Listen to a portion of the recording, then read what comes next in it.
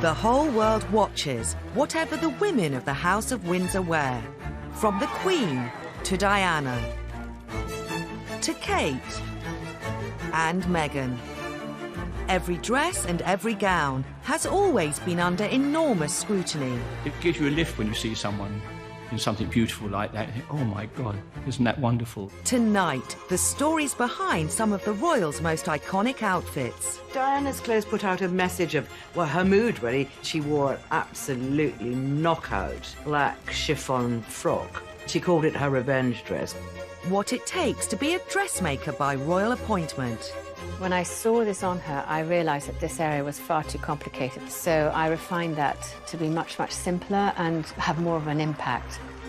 And we lift the veil on the wedding gowns the world fell in love with. I think the longest train in royal history was 20 foot. I said, darling, let's make it bigger. So we had a little giggle about it, and we made it 25 foot. Experts reveal the tricks of the royal trade. We used to use a lot of silk for the Queen, which actually you had to be very careful with. If you folded it across the fabric, it was fine. If you folded it the other way, it cracked. And why the Queen is always guaranteed to stand out in the crowd. The Queen's signature style is bold colour and a hat. We certainly noticed that one. You could not escape. There she is. Plus, who are the unsung heroes of royal style? Sophie Cannister Wessex was wearing these awesome snakeskins, which you wouldn't really expect a royal to wear, but she totally rocked it. And who have made the most fashion faux pas? Sarah Ferguson was completely lacking in style. These are the stories of the most memorable royal dresses of all time. And the secrets of those who created them. The Queen looked at the bridesmaid dress and said, will it wash? The press officer from Buckingham Palace rang me and said, Mr. Emanuel, you're responsible for the gown? Yes, well, the world wants to know.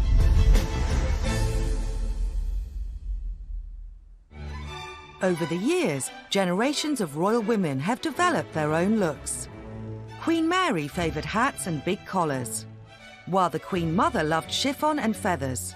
Our reigning monarch has kept her eye on fashion for over 65 years, during some very different style eras.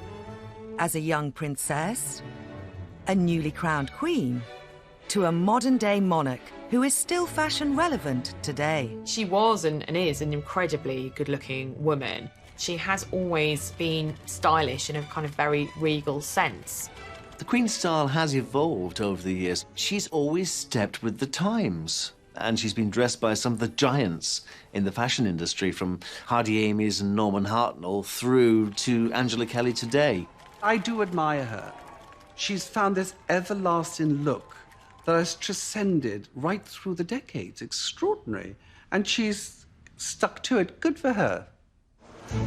Even today, the Queen never fails to make the headlines, whatever she's wearing.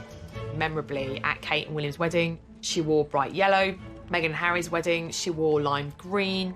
On her 90th birthday, she wore neon green. She arrived this fluorescent colour. I mean, oh, my God. But you know what? She wanted to have fun. We certainly noticed that one.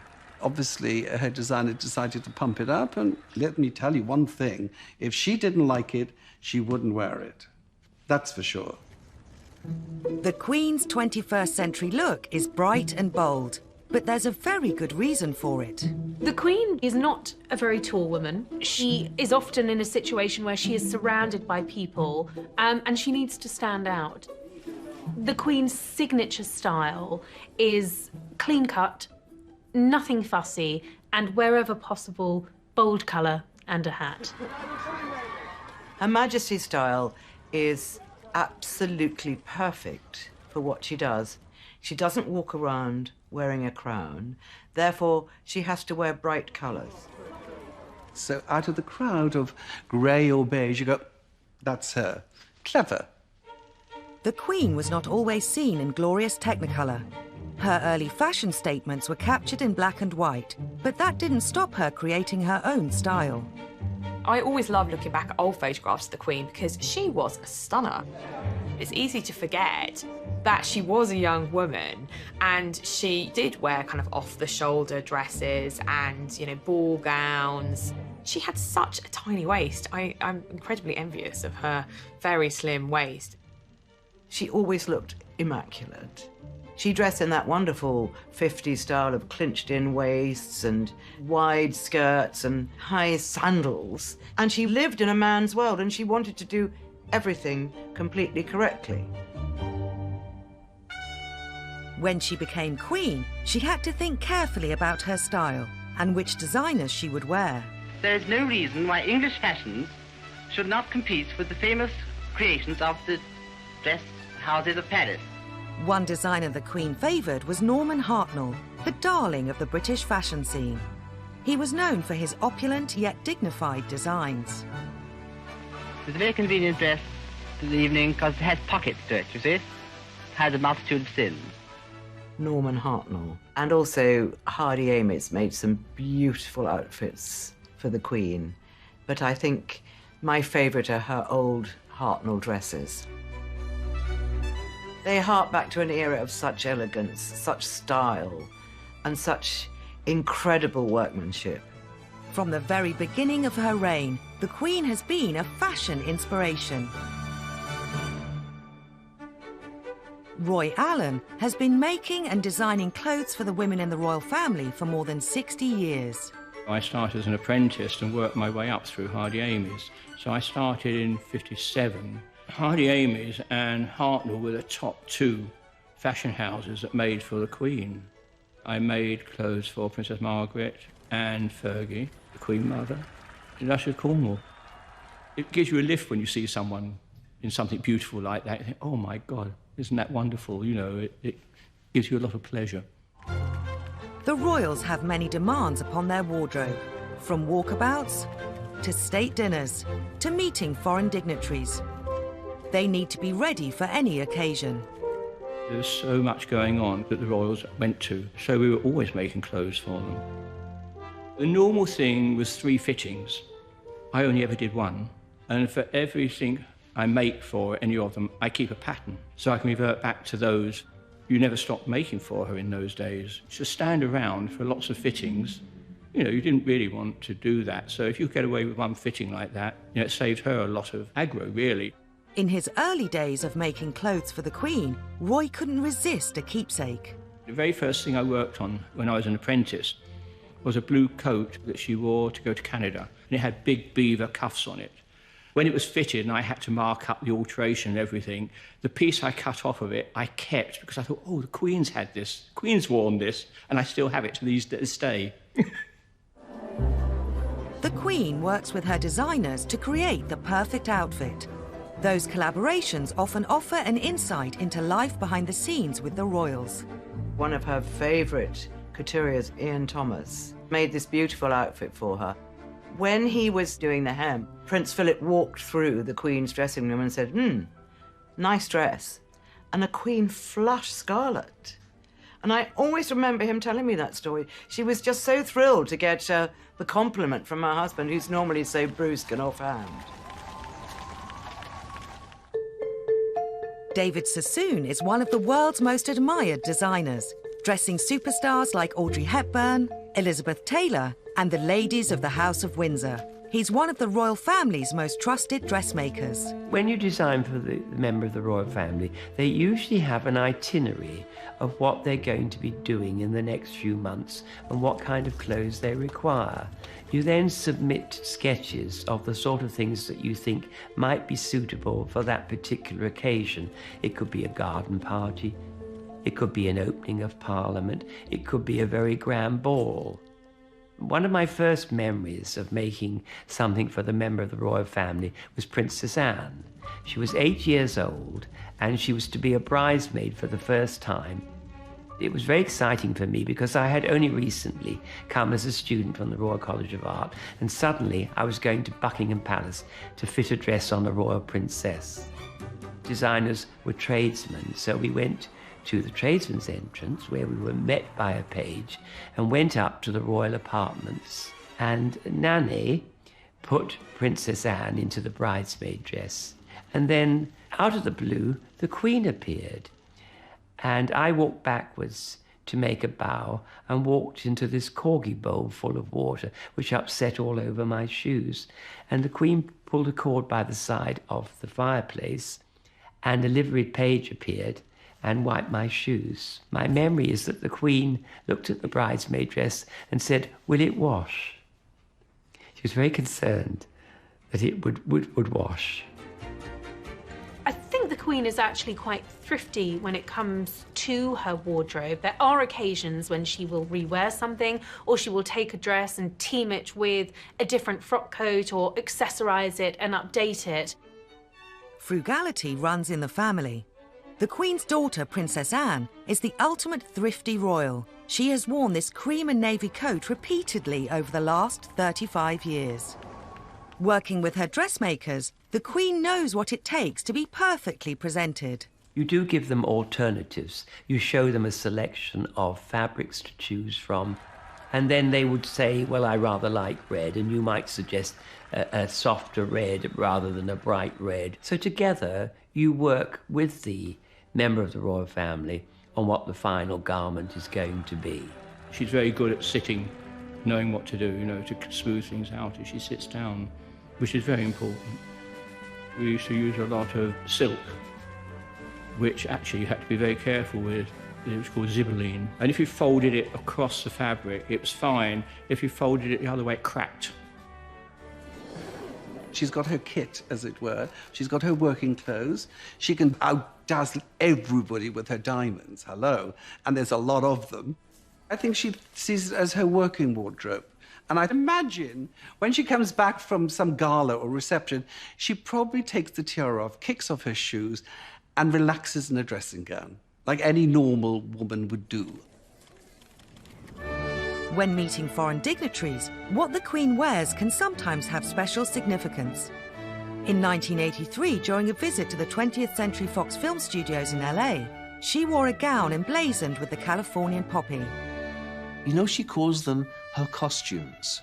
Which costume will I wear today? She's dressing up and going out onto the world stage to perform her duty. The state visit to Ireland in 2011 was a hugely important moment in relations between the two countries. By wearing designs reflecting national colours and symbols, the Queen dresses for diplomacy. When she had the state dinner, the shamrock was embroidered within her gown because it's a business. The bodice and sleeves of the Queen's white silk dress were adorned with over 2,000 hand-sewn embroidered shamrocks, while a Swarovski-embellished Irish harp was pinned to her left shoulder. These dresses are not worn for pleasure. They are very much functional business dresses, and they are paid for by the Foreign Office because the Queen, as head of state, is representing her country, and this is a work outfit. The Queen has created a very specific look with a very strict code. What I admire about Her Majesty the Queen, she's found a formula that works, and she's stuck with it. And she looks great.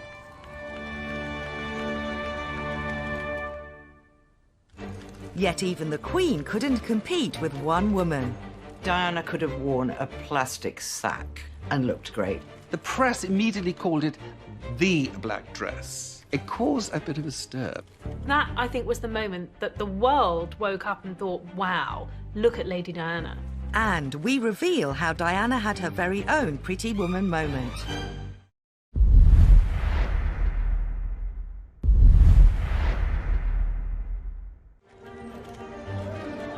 During her lifetime, Princess Diana was the most photographed woman in the world, and a style icon. She wore whatever suited the occasion, and she had that uncanny knack of always getting it right. Diana could have worn a plastic sack and looked great. She developed a style that was very much her own. She was blessed with a wonderful complexion, and she could wear any colour and make it look absolutely wonderful on her. In her earlier days, Diana's clothing confidence was not immediately apparent. When she was Lady Diana Spencer and she was teaching little children in nursery, she was not this powerhouse of fashion. She was pretty demure, I wouldn't say fashion forward in any way. I mean, so much so that that very first picture of Diana that was taken of her holding a child outside the nursery, she was photographed in a completely see-through skirt, you know, much to her horror. That was how sort of naive, I suppose, Diana was when it came to her fashion choices. David Sassoon has dressed the world's most glamorous women. Who better to transform the young Lady Di into a princess? Initially, when we first started making clothes for Diana, she was very insecure about the kind of clothes that she would need to wear. So we did very much at the early stages guide her through what was not always a very easy task for her. Diana's royal fashion journey began in early 1981, when the shy teenager was looking for the perfect outfit to announce her engagement. Diana and David hadn't met yet, but she knew she wanted a Belleville Sassoon piece. The shopping trip didn't quite go to plan. Princess Diana came to our shop one evening about 5 o'clock, and she was met by a rather intimidating vendeuse who asked her what she was looking for, and Diana, being a 19-year-old young girl, wasn't quite sure what she wanted. The vendeuse suggested it might be a good idea if she went to Harrods. When my partner Belinda Belleville and I heard, we were absolutely horrified to discover that she didn't recognize Lady Diana and suggested that she went to Harrods for the outfit. It then turned out was the one that Diana would wear for the official photographs with Prince Charles on the announcement of her engagement. Diana's engagement outfit was, I think, very much what we would expect of a young royal bride to be. She had that beautiful engagement ring, which really was the centerpiece of the day, complemented her eyes, and obviously she chose to reflect that blue in her choice of suit and the frilly white blouse, very fitting of the time. I'm not sure how comfortable Diana felt in it. Diana told me much later she hated the outfit she wore for her engagement photograph in the grounds of Buckingham Palace. She did not look the way that Diana looked ever after. Very glamorous, very chic, everything sewn to fit her body. David Sassoon, however, wasn't the only early influence on the way Diana dressed. With the help of up-and-coming designers, the Emmanuels, Diana made quite the entrance onto the social scene. She was introduced to Emmanuel, which was my ex-wife and I, via Vogue magazine. Diana had ordered and worn several gowns by us. The black shoulderless ball gown worn at the couple's first official engagement together made the world sit up and take notice. The minute she got out of the car, and as she got out of the car, I mean, it's white heat. Every flash in that street went off. It was such a statement dress. I mean, the royals don't usually wear black unless they're in mourning. And here was Diana going for an evening event in a stunning black floor-length gown, taffeta silk, off the shoulder, two quite big things in terms of royal dress statements, and this was two big ticks from the fashion brigade. That, I think, was the moment that the world woke up and thought, wow, look at Lady Diana. The press immediately called it the black dress. It caused, I think, a bit of a stir, because the very next morning, the press officer from Buckingham Palace rang me and said, "Mr. Emmanuel, you're responsible for the gown." Yes, well, the world wants to know. Royal wedding mania swept the country as Diana was set to marry her prince.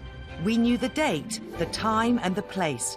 But what we didn't know was what the bride would be wearing and who would design it. Diana called my student, asked, would we do her the honor of making her wedding gown? It was a simple phone call. And of course, immediately that changed my world. I'm very happy and delighted, obviously, with the news. What about you, Elizabeth?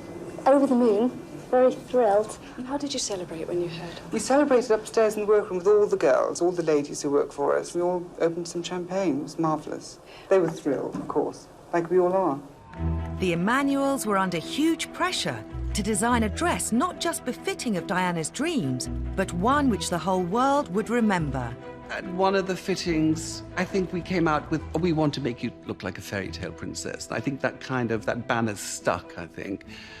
You have to remember, she was ravishingly beautiful, tall and slim. So we promised to make her like a fairy tale princess. Diana's dress had become one of the most closely guarded secrets in fashion history.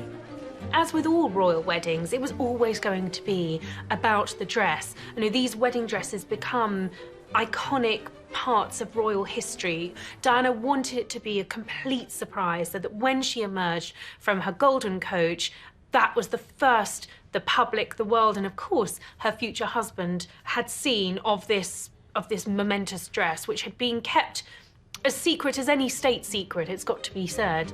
The Emanuels went to extraordinary lengths to keep Diana's dress under wraps. So regarding her fabric, we decided on a very heavyweight silk taffeta, and we asked the weavers to do a whole bolt in white and a whole bolt in ivory, because we didn't want them to know which colour we were going to use. Because we'd promised to keep, like every bride, you would promise to keep it a secret, because that's the big reveal. One of the biggest secrets was the length of the train. Both Diana and the Emanuels were determined it would make a huge impact. We looked at past royal brides, and I think the longest train in royal history was 20 foot.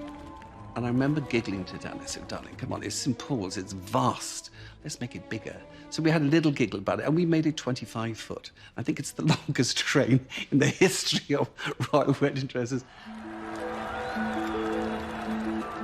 The 29th of July, 1981. As huge crowds gathered on the Mall to watch the royal procession, a few lucky palace insiders got a sneak preview of Diana's wedding dress. I remember on her wedding day, waiting for the Queen to come through, and all I could see was this vision in white running towards me. She had rolled up the train into a ball, pushed it under her arm, and she was running down the corridor like a galleon in full sail. As Diana made her way to St. Paul's Cathedral, the world got their first glimpse of her and the dress. And so Lady Diana, in that truly stunning dress, is well and truly launched on her way to the cathedral. Because this is the moment where she could exercise that traditional bride's prerogative of being late, but somehow I don't think she will. Finally, the moment everyone had been waiting for. There was a collective gasp. It was like, oh, wow, this is what we've been waiting for, and Diana didn't disappoint. She never did when it came to fashion. I certainly remember her getting out of the carriage and thinking, ugh.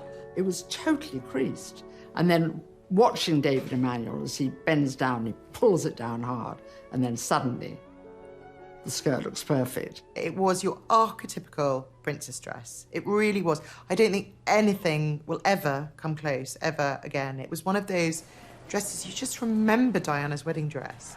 It was so 80s in its kind of poofiness and all the yards of the train and the big, beautiful, scrumpled material and her beautiful kind of Spencer tiara.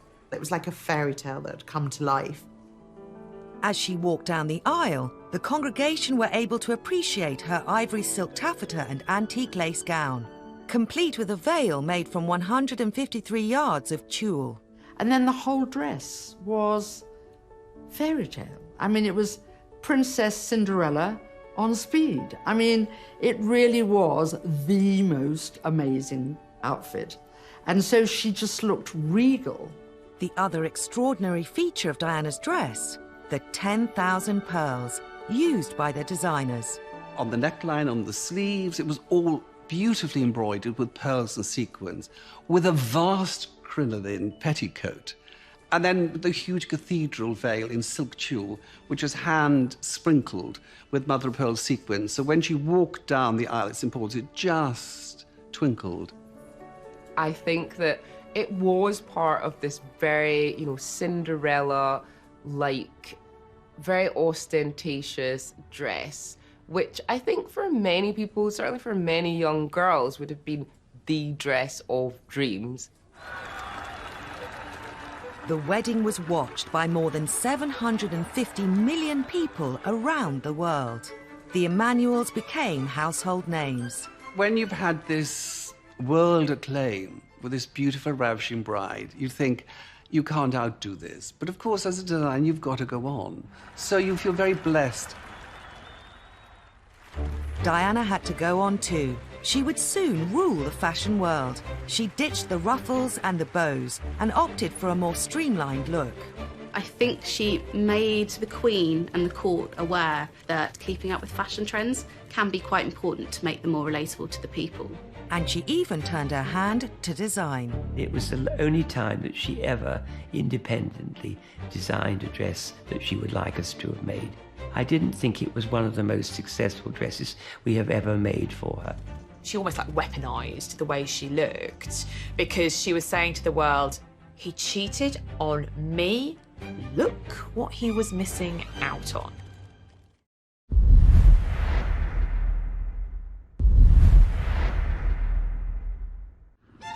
As her confidence grew, Diana stunned us with some of the most iconic looks of the 80s. Princess Diana had a very romantic approach to fashion.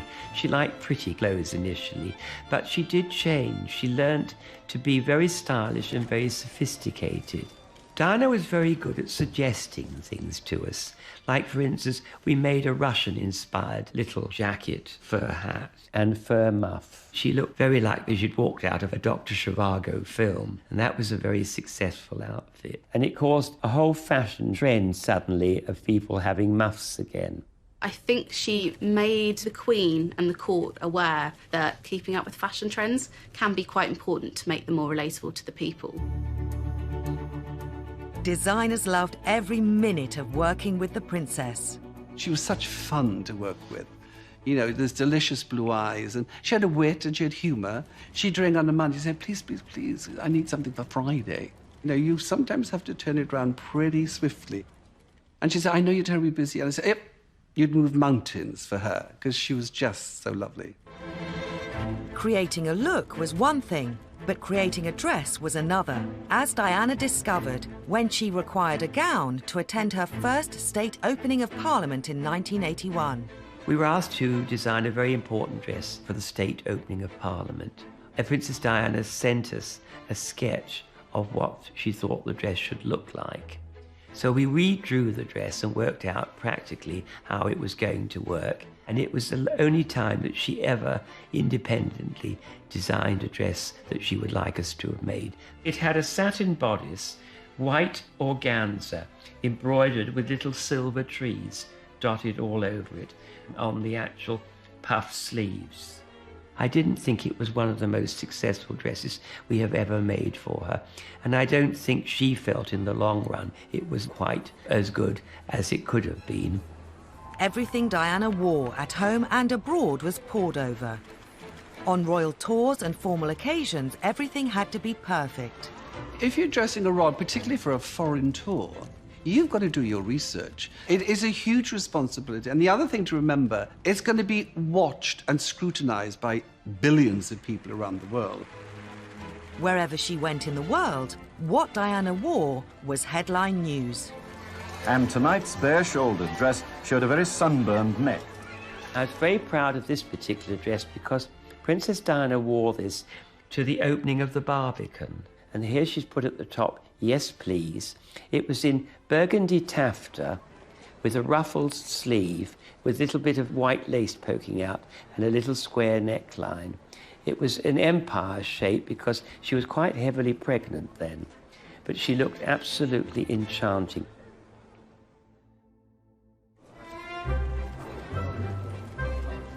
Throughout the 1980s, the princess's style continued to evolve.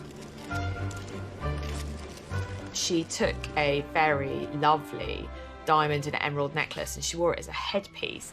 And it looked amazing. I mean, I'm not quite sure how she managed to fasten it at the back of her head, but she obviously did, and it looked fantastic. The princess always remembered to thank the designers.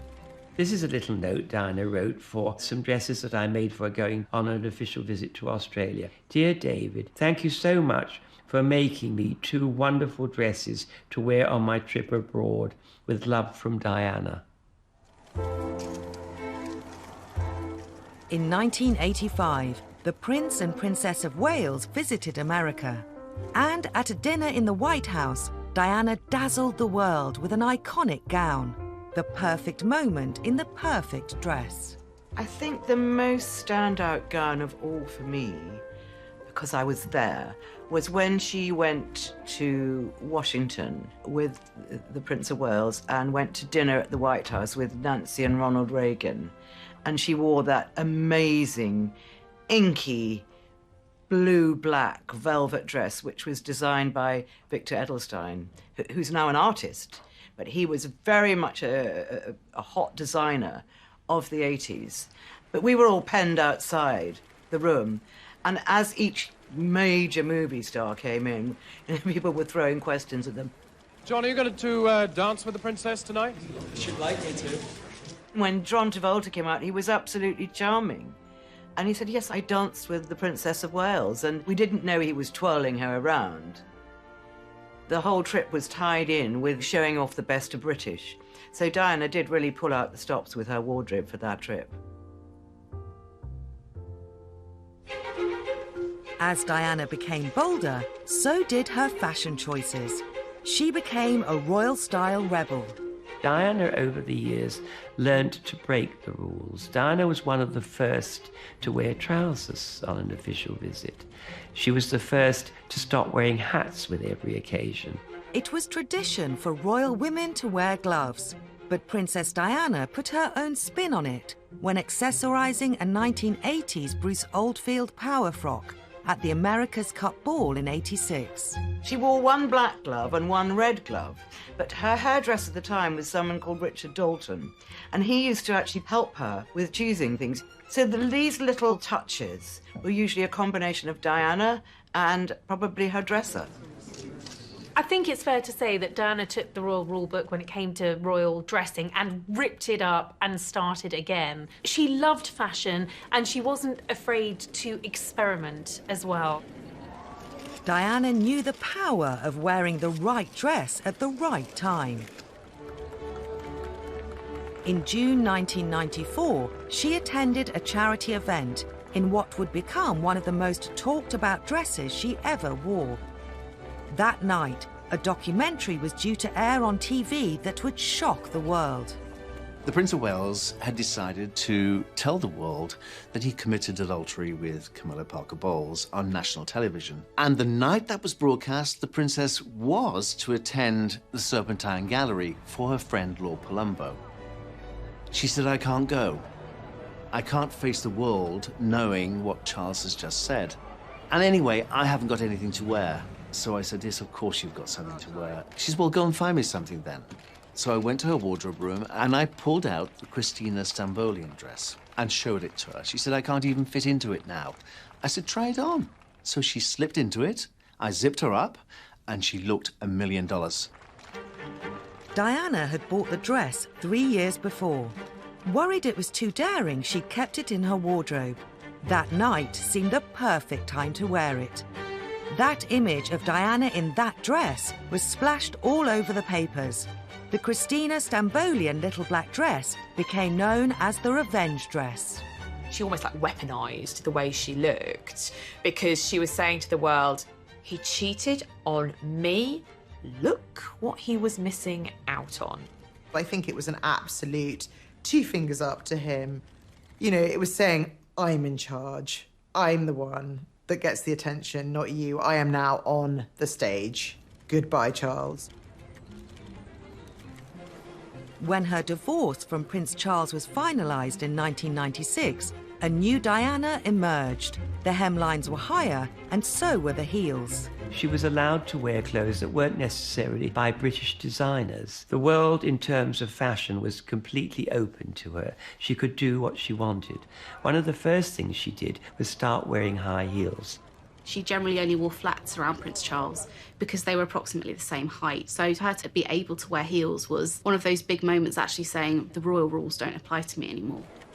Her skirts were shorter, her clothes became much more overtly sexy, and she really came into her own as a very glamorous, starry princess. Diana's royal wardrobe was bulging with glorious gowns, so in 1997 it was time to have a clear-out. Once again, Diana broke with tradition and sold off some of her most beautiful dresses. There can rarely have been an event quite like it, a second-hand clothes sale that had caught the attention of the world. In consultation with William, he said, "Mummy, why don't you sell all your dresses for charity?" So she said, "William, that's a great idea." At $65,000. For you, sir. The clothes that represented much of the princess's married life were disappearing under the hammer, each one with its own fans, its own bidders. The dresses raised nearly £3 million for charity. The famous White House gown broke records and sold for £240,000. The lasting memory was the very last lot. She nearly didn't sell. She said, "I think I'll keep this one because I felt every inch a princess when I was wearing this. But then, if we let it go, maybe someone could get married in it one day and bring them happiness." Diana paved the way for the royal women that followed her, and that influence can be seen even today. Diana set the benchmark for royal fashion, and I think when you look at the Duchesses of Sussex and Cambridge, I think Diana did very much pave the way for individuality within the parameters of royal dressing.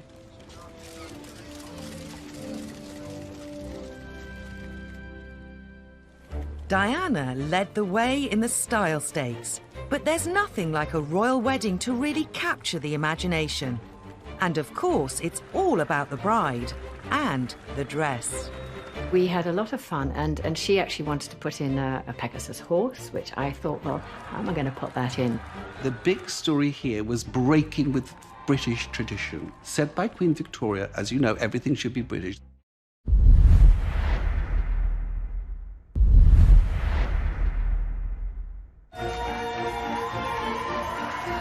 While it's now traditional for royal brides to wear white, when Queen Victoria married Prince Albert in 1840, her choice was considered a departure from the usual brighter colours. Queen Victoria actually set the standard. She did choose a very simple but fashionable white silk satin court dress. She wanted British fabrics and British manufacturing to support the industry. Over 200 workers were employed to make the Devon lace that adorned the shoulders and sleeves at a cost of around £450, approximately £50,000 in today's money. When the Queen's upcoming wedding to Prince Philip was announced, the country was in the grip of post-war austerity. The government granted the Queen and her designer Norman Hartnell 200 extra ration coupons for the gown. The great British public were also determined to help.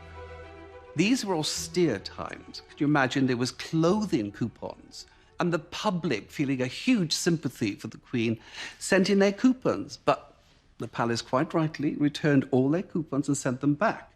So I don't know how to this day Hartnell pulled it off, but Hartnell's gown was made of ivory Duchess satin. And it was actually inspired by the image Primavera by Botticelli. I mean, divine. By the time it was announced the Queen's younger sister, Margaret, would marry society photographer Anthony Armstrong-Jones, times had changed. In 1960, austerity was out, celebrity glamour was in. Princess Margaret was, very much a style icon and transgressed from royalty to celebrity. She would pore over magazines and ordering clothes from international couturiers and designers. Despite the princess's love of international fashion, she turned to the family favourite, Norman Hartnell. Princess Margaret is absolutely, definitely my all-time favourite. I thought she looked incredible on her wedding day. I mean, she really was the beautiful, glamorous princess. There she was, silk organza dress, the high neck, the long sleeve, the styling, the fitted into the waist, the beautiful full skirt. She just looked glamorous and quite magnificent. Her hair was swept up into a huge diamond tiara. Her long tulle veil was edged in satin, was actually made in Paris. She looked like a movie star. In the early 1970s, it was the turn of Princess Anne to walk down the aisle as she married Captain Mark Phillips. The moment we've all been waiting for, and how lovely she looks. Now, we expected something quite different, and we've certainly got it today. She took a different path from previous royal brides. Princess Anne changes the mould here. Instead of a couturier, she chose Maureen Baker, a ready-to-wear designer for the company Susan Small. I spoke to Maureen, and she told me literally the company Susan Small gave her a room and said, get on with it. I think that's Princess Anne's personality. She's, going to do things her way and her style, and I don't think that's following necessarily the sort of trend of slightly better-known designers and more of a glamorous style. She likes to keep a very conservative, straight look, and I think that came very much through in her wedding dress. She looks absolutely marvellous. Nearly a decade after Princess Anne's wedding, Diana's dress would set a new bar for royal brides. Sarah Ferguson would have a lot to live up to when she married Prince Andrew in 1986. Sarah Ferguson was completely lacking in style. She's just one of those people that did not have a very good dress taste, as Diana was one of those people that had the most brilliant taste. Fergie appointed British couturier Lindka Chirac to design her wedding dress. At that time, she was having a really hard time with the press for wearing this or looking like that or whatever, and I just thought, okay, shut that all out and we just focus on beautiful you and creating something that would be actually her. The pattern book that contains all the original drawings for Fergie's dress still occupies pride of place in Lindka's studio. The heavily embroidered design incorporated very personal details. This was the original sort of sketch and the working drawings for all the beadwork. It shows quite clearly the thistles, bumblebees, bows with the S's on the end, which is all part of Sarah's coat of arms. Into the wedding dress, I wanted to bring in the joint aspect of Sarah and Andrew getting married. Andrew brought the navy into the wedding dress through the anchors and hearts and waves, and Sarah brought her coat of arms in. So we had a lot of fun, and she actually wanted to put in a Pegasus horse, which I thought, well, how am I going to put that in? And then she also wanted to put in a helicopter, because at that time she was flying helis, and I thought, probably not going to work. Lindka also still keeps the original toile, or mock-up of Fergie's wedding dress in her studio. The first time we ever put it on her with the actual shaping correct, neckline to be decided, height and depth, but also to look at the beading. And in fact, when I saw this on her, I realized that this area was far too complicated, the central part. So I refined that to be much, much simpler and have more of an impact. It was just too busy.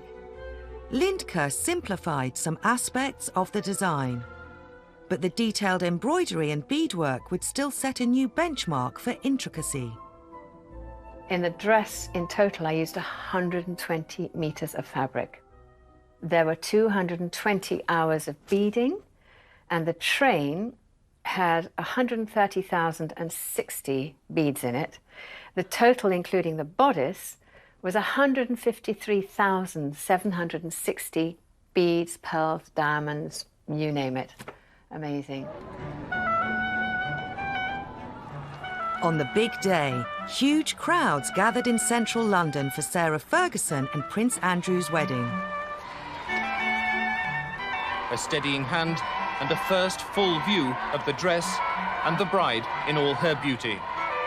As Fergie stepped out of her carriage, Lindka, seen in the white jacket, was on hand to adjust her train. What would the waiting world make of her design? There was a lot going on, but it was a beautiful, beautiful dress, and she never looked better than on her wedding day. Fergie did silence her critics. I think every man in the land said, I'd be happy to have that girl on my arm. What was very important is that she had something that was timeless, and actually the shoulders are quite big because that was so much the fashion in the 80s. But generally, it's a timeless dress that would stand her beautifully forever.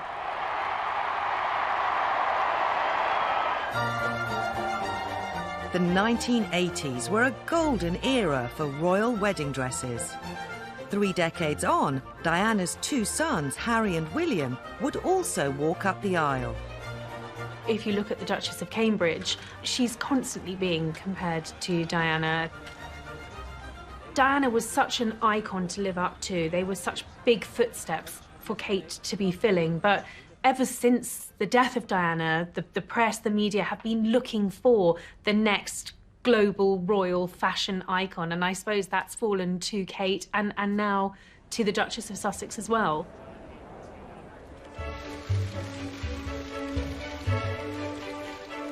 After William and Kate announced their engagement, speculation was rife about who she would choose to design her dress. Many expected Kate to make a safe choice.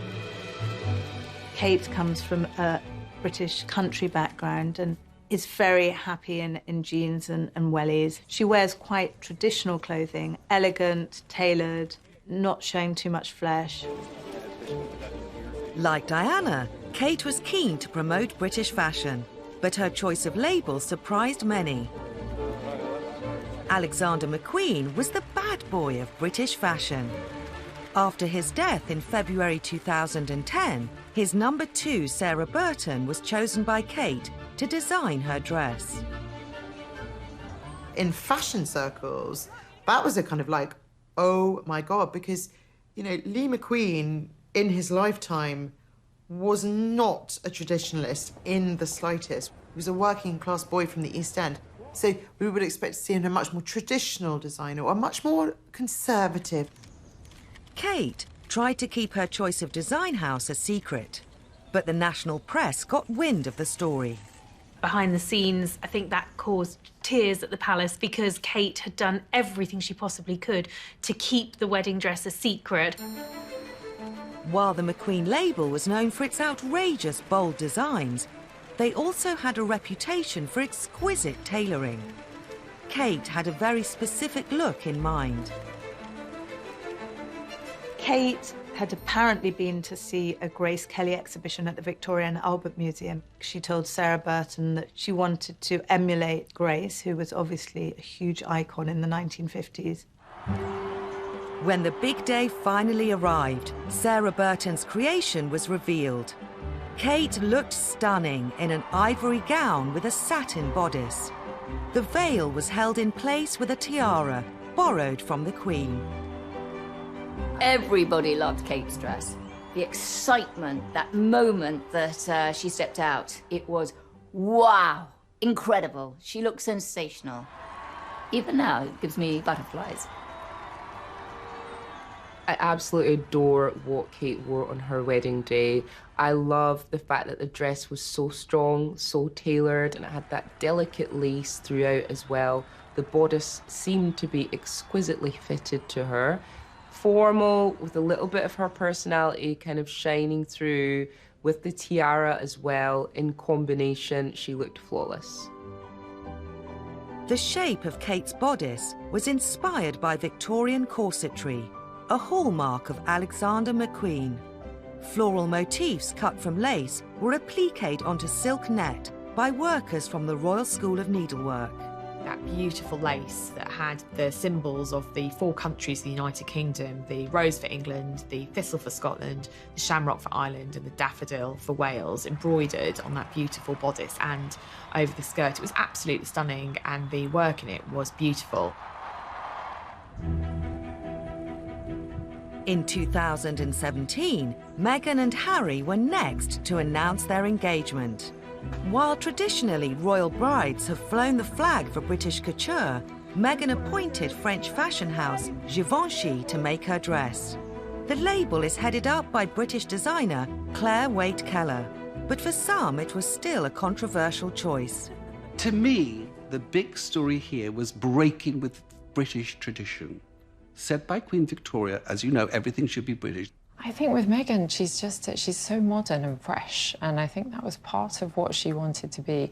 He really wanted to represent her. I wanted her to feel absolutely incredible in the dress, and also I wanted her to feel like it was absolutely right for the occasion too. Like Kate, Meghan sought fashion inspiration from her favourite Hollywood-style icon. Meghan has been a huge Audrey Hepburn fan since she was a child, so it is unsurprising, really, that she chose to go for Givenchy, who was Audrey Hepburn's favourite designer. It was like, of course. Who else would she have gone for? May 2018. When Meghan emerged from her limousine onto the steps of St George's Chapel in Windsor, the watching world was stunned by the simplicity of her Givenchy gown. The dress is perfect from the moment she gets out of that car and walks up the steps into Windsor Chapel. It's simplicity itself. And there's just 6 seams. There's a boat neck, very, very relaxed. We're talking about a very sophisticated, chic older bride. Glossy, chic, understated. So it was refreshingly simple. Opinion was divided, though. Some fashion experts think Meghan's dress took simplicity too far. I, of course, think that it really was a shame, that there was no question it was a little too big for her. So they didn't get the perfect cut and all fit. And that was a shame. I wasn't like, oh, wow, this dress is amazing. In fact, I was a bit uninspired by it. Just as a dress, I just thought, nah, it's not done it for me. I found it too plain. When it comes to royal wedding dresses, even simplicity comes with a huge price tag. There have been all sorts of figures thrown at the cost of the Duchess's wedding dress, anything from 180,000 up to about $250,000. It does seem like an obscene amount of money, but the hours of labour that go into making that dress, when you're going to the head of an international fashion house, it's going to cost.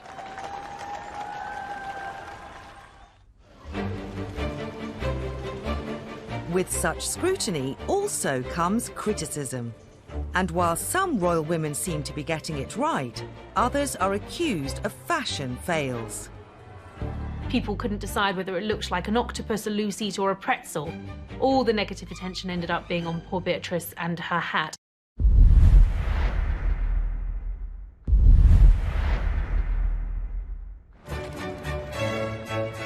While the eyes of the world are on Meghan and Kate, another royal who has learned how to dress for the occasion is Camilla Parker Bowles. When she married Prince Charles, she was widely lauded for her understated style. Dressing Camilla for her wedding day was a pretty tricky feat. She wasn't a young bride getting married. This was second time round. And actually, I think she got the tone just right on her wedding day. She wore this gorgeous sort of dove grey embroidered Anna Valentine coat dress all the way to the floor, paired it with this really fun Philip Treacy spray hairpiece. I mean, the colours looked great. Again, very classy, very put together. Roy Allen has been dressing Camilla for the past 14 years. I often stick to a certain shape with her, which is just trying to do something different with it. Because I like to give her a waist, you know, and more shape and that in it. Like all members of the royal family, the Duchess of Cornwall requires a wardrobe for official engagements. I did have one outfit once where she wanted an outfit for one of the tours they were doing. It was only a week before and she decided she needed another dress and coat. And she wanted it in blue, and I said, well, what am I going to do? And she said, oh, I trust Mr. Roy to get the colour and everything, and the style. I don't need to see a drawing of it or anything. So I did, and I had one fitting that week and finished it for her for the end of the week to take away with her. Because it's very important you get things done early for them, because they all have to be loaded into the plane and things the day before. So it's very important that you're not late. I think Camilla's style is classic. She is a classic, good, plain dresser. She, like Kate, is much happier in jeans and wellies playing with her grandchildren and dogs than she is in posh frocks. She wears very elegant clothes, but obviously she is of a certain age, so she's not going to show her legs off in public or flash the flesh. Camilla knows what she likes and what suits her. Sometimes I think I'd like to do a different shape, but she loves the shapes I do, so... Like a lot of people, she sticks to the things that she knows suit her. And that's what every woman should do, really. You shouldn't go necessarily by fashion. You should go by what looks good on you and what makes you feel good. And that's the most important thing, I think. Of the many outfits he's designed for Camilla, Roy has his own personal favourites. This I made early on in my days making for the Duchess. It had these wonderful curved seams that went round and came up the back and curved round again. And that was all hand embroidered. like the sample here, and it had a narrow one at the side of it as well. I had to do a curved zip in it, which I'd never done before, so that was quite interesting. I enjoyed making it. It was great fun. This is one I made for one of her trips, which she liked, and she's worn quite a lot to different things. This was in a lovely purple wool, which I couldn't get the colour, so we had to have it dyed. And then this, you can hardly see it, but it's pleating. And it had rows and rows of pleating around the neck and around the cuffs. So it was very pretty. It was quite popular, and it's been photographed quite a lot. Understated her style may be, but Camilla hasn't gone unnoticed by the fashion world's biggest names. Edward Enninful, who is the new editor of Vogue, adores Camilla, thinks she's the best dressed royal. He thinks she's gorgeous. He wants to put her on the cover of Vogue. I mean, I'd love to see Camilla on the cover of Vogue. I think that would be awesome. The Duchess of Cornwall is finally getting some recognition for her fashion. But she's not the only royal who's sometimes underappreciated in the style stakes. I think the one who's not applauded enough is the Countess of Wessex. Sophie Rhys-Jones, Countess of Wessex, I think is one of the best dressed royal women. She is fashion forward without being too out there, without being too outre. It's not ostentatious, it's not full blown, it's very pared down. I often see her at Ascot, where she's got it spot on, where so many royals get it wrong. She dresses now better in her 50s than she did when she was in her 30s, which is quite interesting. She's more than happy to sort of experiment with patterns and fun and flamboyancy. One of Sophie's favourite designers is Amelia Wickstead, and she's worn some stunning Amelia Wickstead dresses in the past. And I remember at the Palace of Versailles, she was wearing these awesome snakeskin, which you wouldn't really expect a royal to wear, but she totally rocked it. She was wearing something that was very fashion forward, but in her way, her style. But there are others who have come in for huge criticism. The worst dresser of all time was definitely Fergie. And she looked great in her own clothes and jeans and T-shirts, but she was just a disaster in the fashion of the 80s because it was too much for her. It was too frilly, there were too many bows, there were too many tweaks, there were too many frills.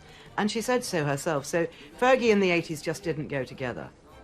She actually, I think, as an older woman now, has got her style absolutely on point. She's got really good legs. She always wears dresses or pleated skirts, a top and a blazer.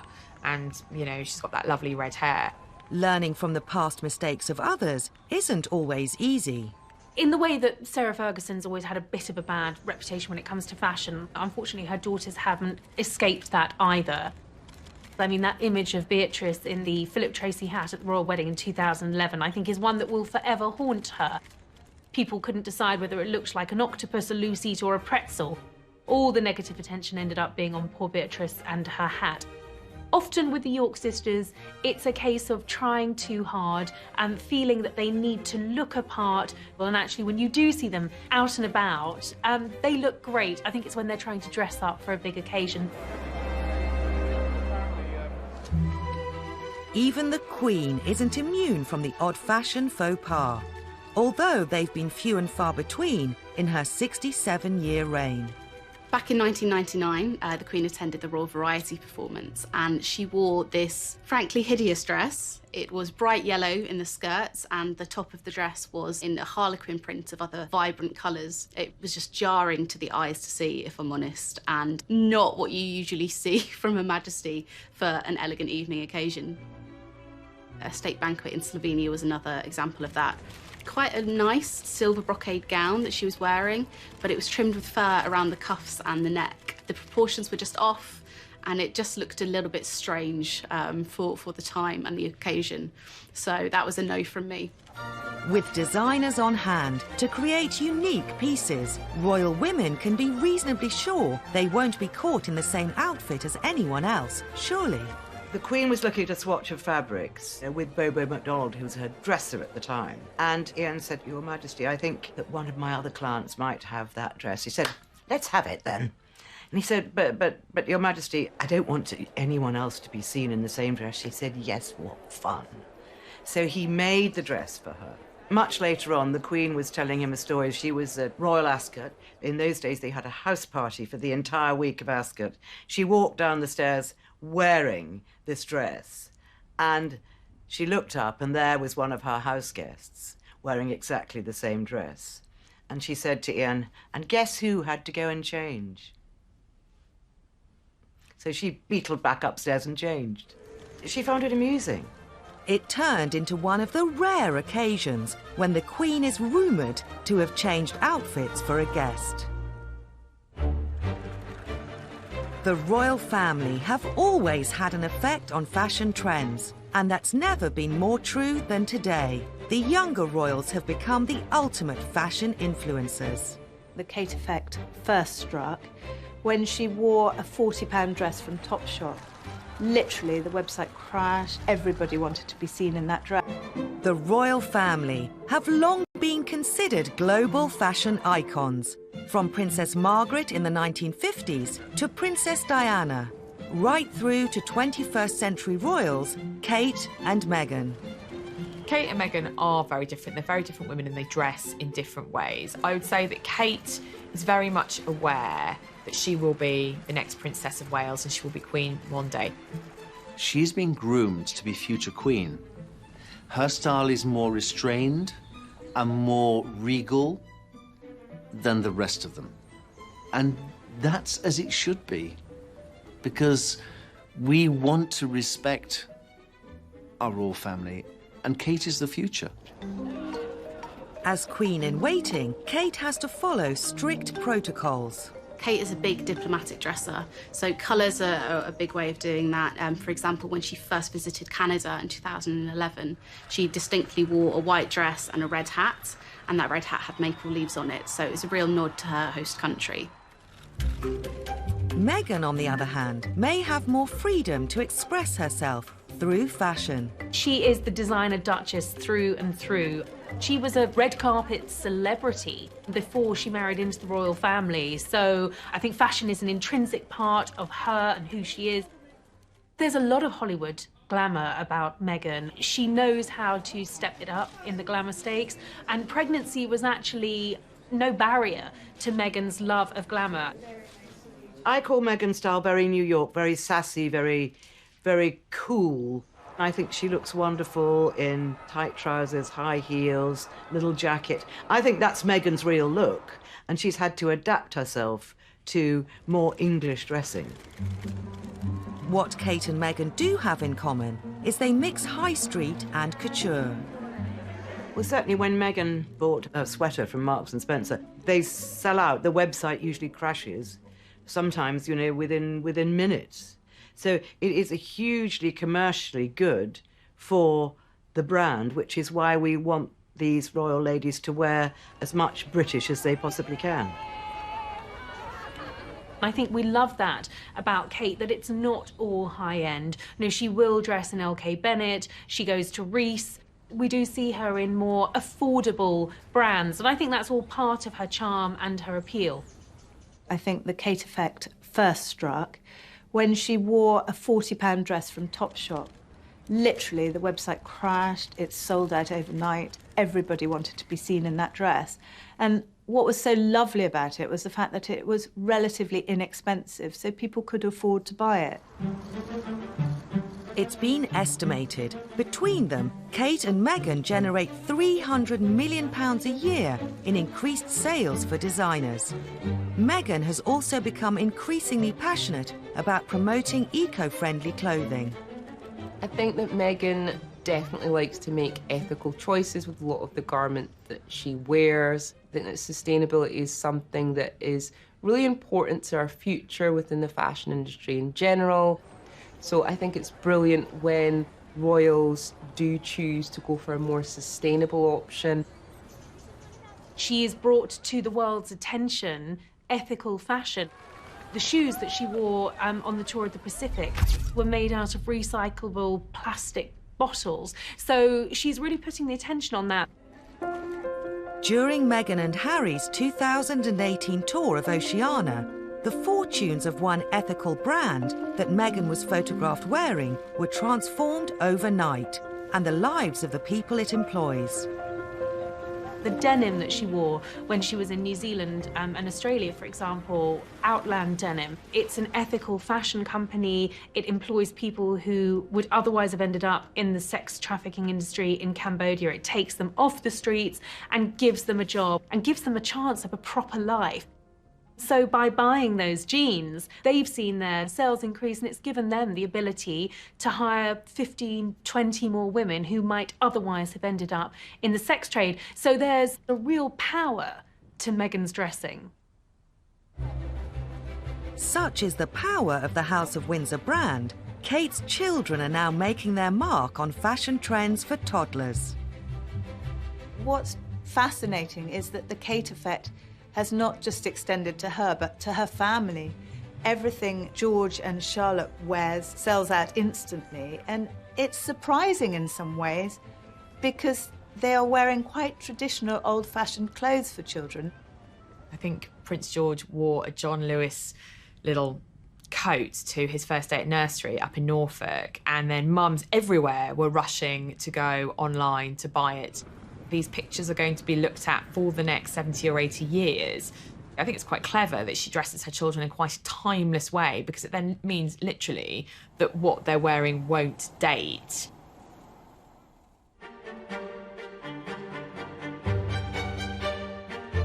Over the decades, the royals have skillfully used the way they dress to send out a message.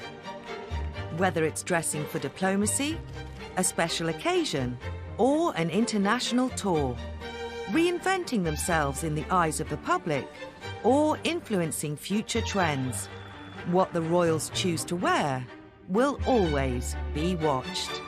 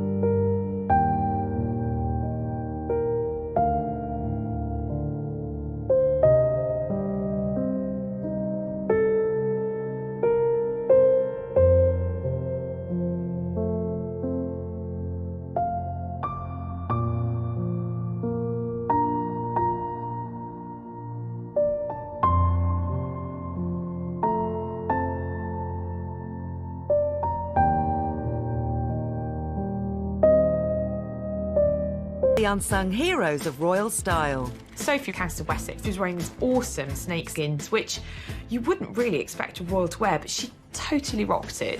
And who have made the most fashion faux pas. Sarah Ferguson was completely lacking in style. These are the stories of the most memorable royal dresses of all time, and the secrets of those who created them. The Queen looked at the bridesmaid dress and said, "Will it wash?" The press officer from Buckingham Palace rang me and said, "Mr. Emanuel, you're responsible for the gown?" Yes, well, the world wants to know.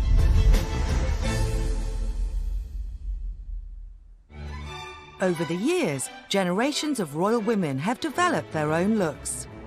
Queen Mary favoured hats and big collars, while the Queen Mother loved chiffon and feathers. Our reigning monarch has kept her eye on fashion for over 65 years, during some very different style eras. As a young princess, a newly crowned queen, to a modern-day monarch who is still fashion relevant today. She was and is an incredibly good-looking woman. She has always been stylish in a kind of very regal sense. The Queen's style has evolved over the years.